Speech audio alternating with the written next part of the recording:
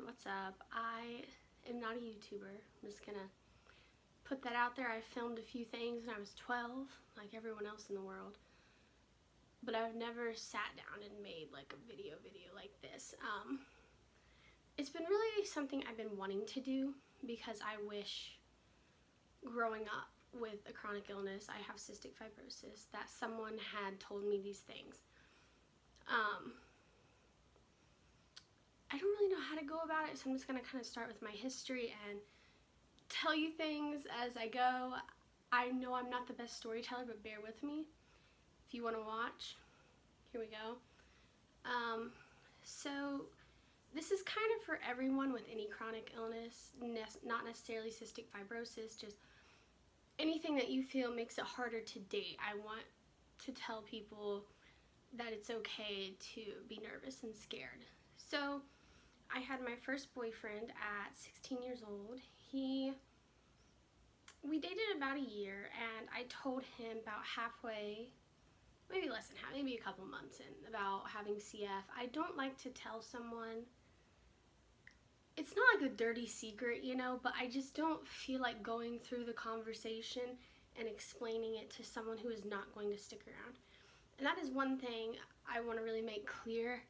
All of my friends, whenever I start talking to someone, or just, you know, people in general, are like, well, does he know about, you know? And it's like, no, he doesn't, and why are you asking? Because it's a personal choice on when you tell and who you tell and how you tell. I've had people say, well, you don't have to make it a big deal, Michaela, and you don't have to, you know, like, sit down and tell them. And personally, there is no wrong way to tell people. It just really depends on the person. I've had some friends where I just bring it up casually, like, oh yeah, I have CF, I'm doing my treatments.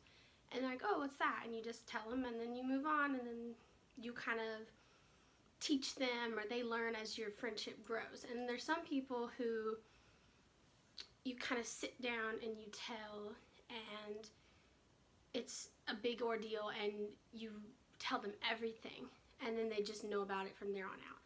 So it really depends on the person, and it's no different with dating. He took it well. He wasn't like flabbergasted. It was just like, okay, yeah. And then, but he never really asked questions. And, you know, that's fine. I was like, he's just processing. But it never got better.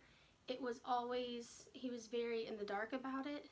He didn't understand that, you know, just because I'm not in the hospital, I'm still sick. You know, you can do home IVs. I still don't feel mentally up to going out with you. You know, I'm getting antibiotics pumped through my body that drain me, and I don't want to go bowling, you know.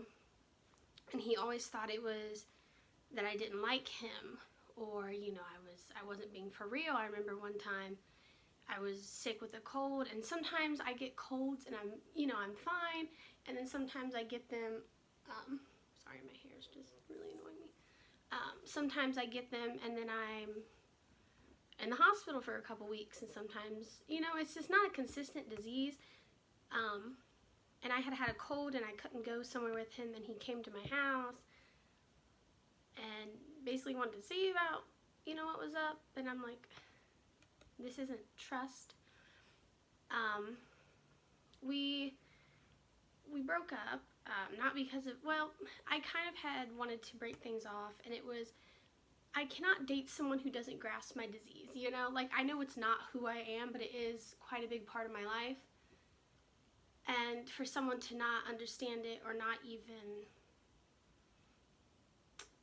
I don't want to say not that he didn't try, but that's almost like the only way I can think to talk about it, you know? Like, he just, you know, he'd be like, hey, you know, if you're in the hospital and you want to talk, just let me know, we can talk about it. And I'd be like, you know, that would really be nice right now. I'm really stressed. And I would tell him everything and all the struggles, and it was just, oh, that kind of sucks, was his answer. And I'm like, okay, not exactly what I wanted. Then again, we were 16. I don't know. So, we broke up, obviously. And so I started dating again eventually. And then I met another guy, and we started talking. I never even told him I had CF. We only talked for a couple months. Went to prom together, yeah. And he ended up going to college and didn't want anything serious, which is fine. But that's just another example. I didn't see fit to tell him about it because I kind of knew I didn't think he was going to stick around very long. So there's that, and then I dated another guy for a bit. These people or guys, we never dated, but we were talking, I guess, is the term. And me and him, he never really did anything like bad about it or weird, I guess.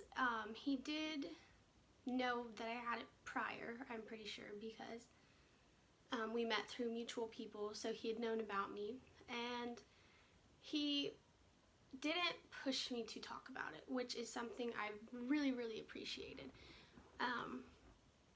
Because then again, you know, it's my thing to tell my story, to tell it how I want to. So he did wait until I had brought it up. I forget how I even brought it up.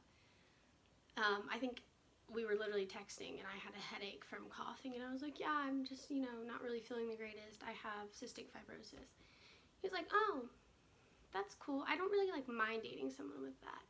And that kind of ticked me off. Like, I'm not trying to be like, there's a specific way someone reacts. I'm usually pretty open to however people react, and we talk about it. But just like, oh, I don't mind. Like, oh, I'm so glad you don't mind. Like, that just really, really annoyed me. We did stop talking. That wasn't the reason, but it was part of it, if I'm being honest. So I've dated like a couple more guys, just talking, but nothing really CF related happened with that. Just dating in general at 18 is hard because, I mean, dating in general, not even at 18, it's just hard. And then throwing this truth bomb of cystic fibrosis on top of it makes things a lot harder. And I hear people all the time say, you know, well, anyone would be lucky, it doesn't matter. And it's true, and I appreciate it, but you cannot get that through your head until you accept it yourself. And one thing that was such a turning point for me in realizing that CF does not make me less desirable to date is imagining the situation flipped. If I met a guy and I really liked him, and then a couple months in, he's like, you know, I'm sorry I haven't told you that I have cystic fibrosis. And it would not change a single thing in my eyes, if I'm being honest. And that's just something, if you can imagine, why are we so hard on ourselves for these things? If it's flipped and you can see yourself still being with that person with the things that you have, am I making sense? Then why are you sitting and beating yourself down? It's the same thing about body image. You know, you can look at someone with your literally same body type and think they are so beautiful and gorgeous, and then look at yourself and hate it.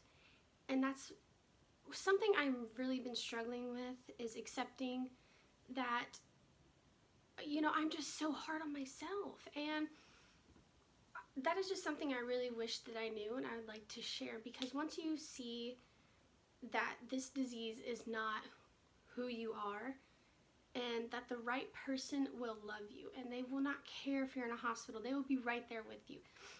Or, you know, I cough, I spit up mucus, it's part of it, it's gross, it's not always pretty and cute and rom-coms. There's gonna be moments where it's hard, and I've kind of accepted that. And, you know, it's just a learning process, and that's okay. It is okay to be confused and not always know what to expect.